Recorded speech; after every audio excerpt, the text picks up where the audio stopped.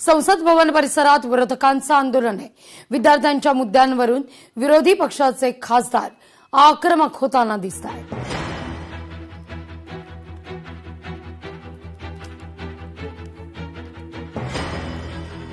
ही दृश्य आपण या क्षणी पाहतोय। संसद भवन परिसरातली विरोधकांचं हे आंदोलन। प्रियंका गांधी काळे कपडे परिधान करत या आंदोलनात सहभागी।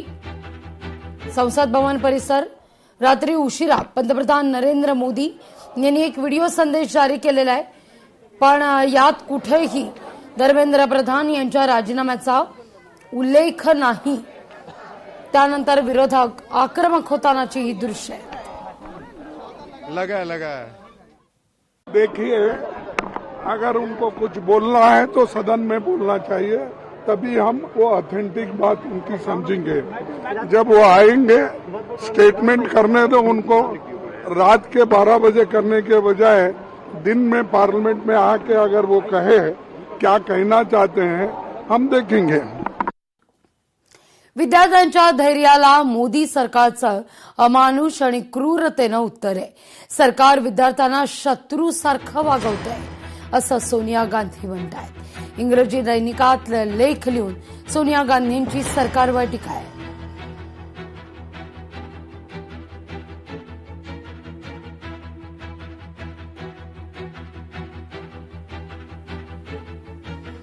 पोलिसांकडून मुंबईतल्या आंदोलनात मुलीचा विनयभंग झाल्याचा आरोप आहे। रोहित पवार यांनी एक पोस्ट करत हा आरोप केलाय।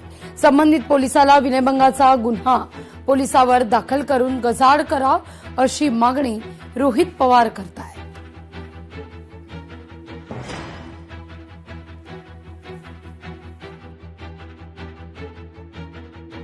मला असं वाटतं ह्याच्याबद्दल स्वतः पोलिसांनी बोललं पाहिजे की हा काय प्रकार आहे आणि त्याच्यावर तुम्ही काय कारवाई करणार।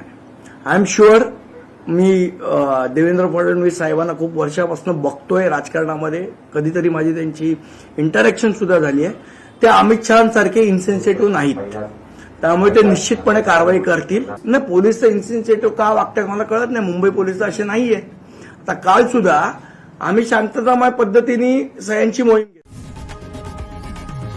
लोकशाही मराठी ऐका, पहा, जागरूक रहा।